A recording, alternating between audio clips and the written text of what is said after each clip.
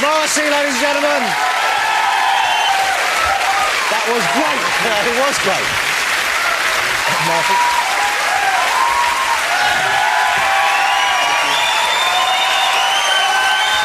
Marcy. That did sound great. Well, not bad. Welcome home. Welcome back to England. Welcome back to the United Kingdom. Thank you. Do you miss it when you're not here? I do miss it, yes. What do you miss about it? There's certain things I miss. I miss British people. And I miss very small things and very silly things and British television and the arts. What sort of TV do you miss then? What shows do you miss from British I television? just miss television generally because in America, television is just for children. Oh, really? Oh, yes. Well, no, but they have some great shows. No, they don't. What about ER? Well, you've just sort of answered your own question. What the? What about West Wing? Well, exactly. That's a great show. I think you could strengthen my argument. If he was the president, we'd all be very happy, wouldn't we? Well, if Annie B was the president other than, we'd be very happy. Yeah, I'm curious for that.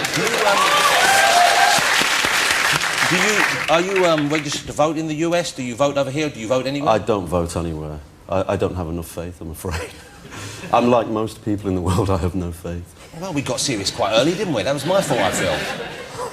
Can I call you Stephen? No. What? I thought we'd become friends here, and then... Yeah, but Stephen doesn't mean friends to me. Does it not? Does it not? No. Stephen. But that was your name when you were a little boy? When I was small, yeah. But I wasn't a very happy little boy. So that's why you changed your name? You just wanted to distance yourself from your past? Yeah, which I thought was quite clever. And so everyone calls you Marcy now? Everybody, priests, everybody. What about on your passport and your driver's licence? It says Mozza. No, does it? No, it just says M. It really does. Can we be friends after the show? I don't think so. Oh, well, what's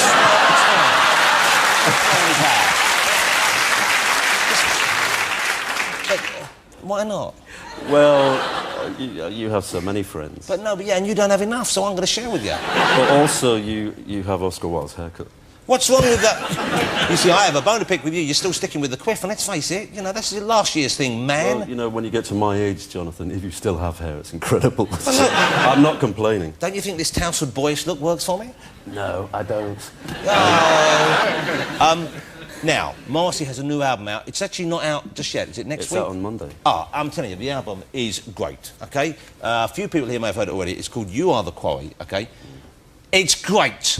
It's very, very good. I think it's your best solo album. I think it is. Well, I think it's my best ever album. Well, it's fantastic. It really is. Is this your 10th solo album, I believe? I think it's about 52nd.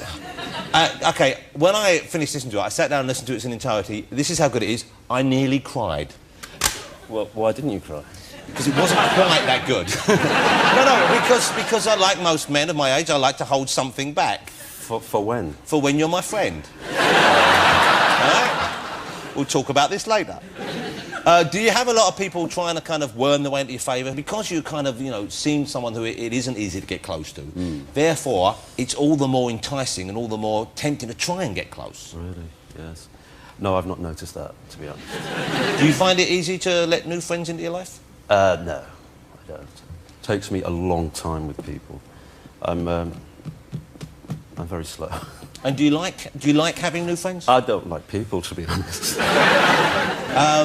How many friends have you got? 7. Do you have got... Really, seriously? 7. You do strike me as the sort of person who could name and number their friends quite clearly. Well, I have a couple of friends who I've been friends with for over 20 years. And as time goes by, they become more important to me. I get the feeling you're someone who doesn't suffer fools particularly gladly. Oh, never. I mean, it's a waste of time. So you would be quite daunting company, I would have thought. Yes, extremely, which is why lots of people don't like me. And do you never feel like, well, I'll soften it a bit tonight, I'll turn on the old Mozza charm and make them feel good? There is no Mozza charm. Oh, well, there must be some. There absolutely is not, no. There really isn't. And say when someone leaves, say you met a new person, OK? When they leave, when you shut the door, and you're relieved to be alone again, I imagine. Yes. Okay? Do you think, oh, wish I'd been a bit nicer? I don't recall ever feeling that way. Absolutely not. I mean, I just wonder what took them so long to leave. That's really the basic thought. But you see, once again, we're very similar. Yes. I can't wait for people to leave. But you love people. Yes, but only in very small bursts. And you stand before this audience and you love them and you shout to them and blah, blah, blah, blah. And it's a professional relationship we have. But you perform in front of an audience and you love the audience when they're there applauding you. And in my case, Jonathan, it's not performing. I don't perform ever. You big old liar. It's absolutely true. I don't perform. I've seen you waving your arms around and That isn't a pretending performance. and doing all that. That's real. Come on. That's real life. Rosa. Oi. Jonathan, There must be moments when you think, no, I'm No, fancy, I'll just fake it a bit. I've said it before, only seals perform. So you give it, it's the genuine emotion? Yes. Well, you must be exhausted at the end of a tour. Yes, absolutely. But that's nice, isn't it? What about people who work with you? What kind of relationship do you have with them then? Does that ever blur and you ever feel awkward that they want to be more friendly and you don't want to let them closer? Yeah, it's happened in the past. It has happened in the past. We're talking about a long time ago, I imagine then. No. No, recently. No, it has happened. It does become difficult sometimes. But then it ends, remarkably, when they found out what I'm really like. So, what are you really like then? What do you mean by that? I've got no idea. Say you're in for the evening alone, in Los Angeles where you currently live most of the time. Yes. And you don't watch TV, we've established that. Yes. What would you do with your time? What would you... Well, I do very normal things. I'd listen to music, eat, and listen to the radio. You are, I think, sorting out now, aren't you? You seem on a more even keel than previously. Well, Jonathan, as you know, it's age. Yeah. And it does quite comforting things It as well does. as very distressing things. Because you're now 45 or 44? 70. I am. I think you've always been 70 inside, haven't you? No, I'm just a little bit older than you. Yeah, a tiny bit older. And I'll be honest with you, I think you only look a little bit worse than me. I think we're looking... But what? You've got a good physique on you. Do you work out now? No, never, never, never. You look quite muscular now. Well, I don't eat flesh. Now, you've never eaten flesh, have you? Well, I did until I was 11. So that keeps me quite healthy. No, so when you were 11, when the turning point came, I know you've talked about this, what was it that turned you off the concept of eating meat? Well, it's so cruel. And I've never heard a good argument for eating animals, ever. And you can't say, well, it tastes nice, because it doesn't until you garnish it and stick salt and pepper, you fry it, you grill it, blah, blah, blah, blah, blah. But nobody just kills an animal and eats it straight away. No, you wouldn't want to do that. Well, no, but why don't they? I think if Dale was in a hurry one night and it wasn't yet defrosted, he possibly would suck on a chicken leg or something. Yes, I think you're correct. Yeah. And there are a lot of meat eaters in the building tonight, OK? How do you know? Because I'm sure there are. Well, I'm one of them, OK? But occasionally I become vegetarian and then I'm lured back in. But you see, that's no good. That's no good. No. Now, how do you feel about people who are meat eaters? Could you have a meat eater as a friend? Over the telephone, yes, but I don't think I could. I couldn't go to a restaurant with somebody. And see the meat in front of you? Yeah, you see, because my daughter's become a vegetarian. She became a few years ago when she was about, I think she was about 8, and she just said to us one day, I don't want to eat meat. And we said, that's fine, that's what she said, why not? And she said, I don't want to eat anything that walks beside us. Yes. Okay? Now she won't even eat fish, so swimming's entered the equation. But we would not fish, eat... When fish are caught, they suffocate and they scream really loudly. People think they're just very quiet and they flap a bit and it's over. But they go through extreme hell. It's not nice then, is it? Well, how could it be? I mean, nobody could be that hungry, really. But I remember hearing someone saying that they think that your song Meat is Murder and that kind of stand you made, that probably converted more people to vegetarianism that year, certainly, than just about any other statement. Well, I'm told so. Would you do another song like that, maybe to sort of say meat's still murder? No, I wouldn't. I'd never be that crass, Jonathan. It hasn't got any better? No. Do you have a dog or a budgie? I've got a cat. Would you eat your cat? If I was really hungry. but I wouldn't, not through choice, I know what you're saying. But if I was if I was stuck, if a plane crashed. If a plane crashed, you would possibly consider... Why would your cat be on a plane? Well, logically, he might not be. I was reaching. Now, your fan base is huge, wide, but also really diverse, really quite strange in a way. I mean, people really go nuts for you. I think they appreciate you now more than they did previously. Is that the case from your perspective? Do you think that now there's a different... Yes, I do. I don't think it's simply because I've stayed around long enough. I think people who like me consider me to be quite real. And in pop music, that's very rare. Well, it's getting more and more rare, it seems. Absolutely. It's completely impossible to be natural in pop music. So I think people just see me as a real person with views. And you're touring here again this year, I guess, are you? Absolutely, yes. When are you doing it? I appear in Manchester next weekend. Yeah. which is the first time in 12 years. It's going to be fantastic, isn't it? I think it sounds as if it's going to be extraordinary.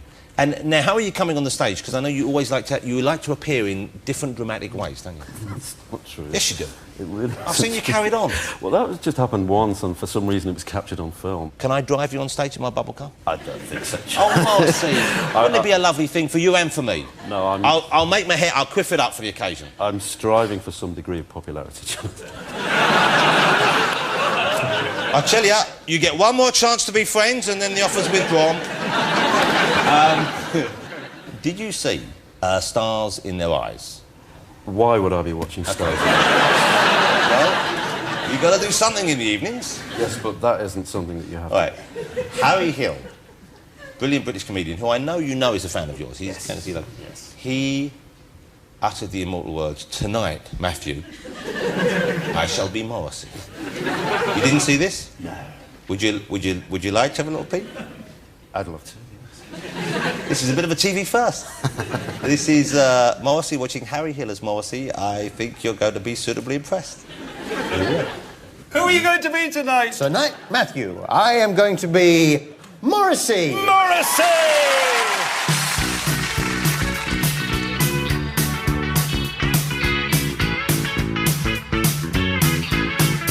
Punctured bicycle.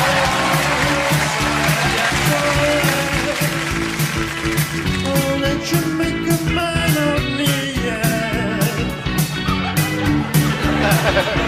This Johnny car, this charming man.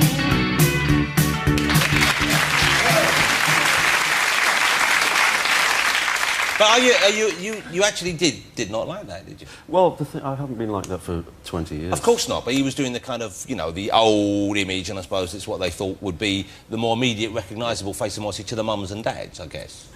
But why cater to mums and dads? Well, because that's the show. You know Stars in Your Eyes. I've heard of it, yes. We're friends now, remember? Yes. You going to come round while you're over? I might do. I might, Yeah, come round, come round! I might borrow your wallpaper Hey. table. I've got lambs Lambs? in the garden, 2 lambs. For what? Just to, well, not to eat, don't start on that. Will they become sheep? No, yeah, they will become sheep and they'll be loved and cherished as sheep. Until they'll die of old age? Yes. Yeah, you sure? Yes! You can come in and ride them if you want. So you have lambs, you have sheep. Yeah, I but know. you tuck in every Sunday to... You see, No, that is I don't tuck in terrible. every Sunday. A lot of the time I have the vegetarian option. Because it's tastier. Hey, how do you write a song? I don't mean in a quick way, I don't think, but do you, for example, you work on this new album, okay, and this was years in the coming, wasn't it? It was a few years in the coming. Yes. Do you stockpile ideas, things that tick you off, or things that you really want to talk about, or things that you've got to do, or is it kind of a more mechanical operation? You think, okay, time to write a song now? No, it's... Jonathan, I think you must realise it's never mechanical. It's never mechanical. I do feel the urge, and I constantly write, and I constantly feel the need to witness and give an account of life. And when you're writing, do you think, okay, here's an idea, here's a concept I want to deal with, or just like a couplet come into your head, like there's some lovely, lovely kind of rhymes and ideas in this. That one about the last gang member, or the first gang member to die, Yeah. and then you've got the rhyme with Stars and Reservoir, which is just such a clever, and you think, now, did that occur to you in advance, or you think, okay, I'm writing this now, oh, well, that's nice. No, it just all falls into place, honestly. It really does. How lucky. Well, yes, it is quite lucky. But you have lots of talent yourself. Huge amount. Well, don't smirk after you said it, don't you? Now, you're writing your autobiography. I am indeed, yes. Now, how far are you into it? How's that going? Well, I do have a few chapters left. Well, what does that mean? Is that a threat of some sort? Well, it means I have a few chapters that are still open. So you're not deciding to finish it yet, or you're still kind of deciding what to put in them? No, I just haven't had time. And you're settling old scores? Millions. Yeah, but you know you settle old scores in every album that comes out, don't you? It isn't enough. You see, this is the one thing that, yeah, I know you're asking me to be friends, but the one thing that makes me hold back is the fear that I would turn up in an album being, you know, told off a little bit, being rebuked for something, some small slight, some misunderstanding that you've carried with you and you won't get over. And it's only a minor thing like me saying, ride the lamb, you know. But it's just, life is a serious business, Jonathan. It really is. You should lighten up. How? Just relax, come round to me, we'll play tennis. So what, next Tuesday good for you? What time? 7 o'clock. my place, I'm serving sprouts. You know, sprouts scream when they're... Oh, no, they don't. Ladies and gentlemen, Morrissey's going to perform for us one more time this evening. I'm looking forward to this. Is going to be something very special, I believe. I don't even know what the beginning... Oh, don't be... It's not special, really. It is special. You are special. Do you not feel special? I'll just prove that it's not special. Oh, I see. You do want me to give the big build-up. Okay. Oh, go on. Morrissey's going to do something extra special for us, so I'm going to say thank you while he limbers up. So let's say thank you to Morrissey, ladies and gentlemen. The one and only Morrissey. There is the album. Morrissey, you are the quarry. I tell you, it's just about the best album I've heard all year, no doubt about it. It's fantastic. So Morrissey's going to perform again for us now, but while he limbers up, let me thank the other guests as well. The always wonderful Mr. Dale Winton, ladies and gentlemen. And the equally delightful Ronnie O'Sullivan. Next week, my guests are like a selection of my favourite chocolates. He's hard on the outside and soft in the middle. It's Eddie Izzard. She's dark, nutty and impossible to resist, Carol Vorderman. And he is an upmarket truffle who's smooth and rich. It's Mr. Will Young. Plus, there'll be mouth-watering music from the fabulous France Ferdinand, but now with a special version of Every Day is Like Sunday. It's Morrissey!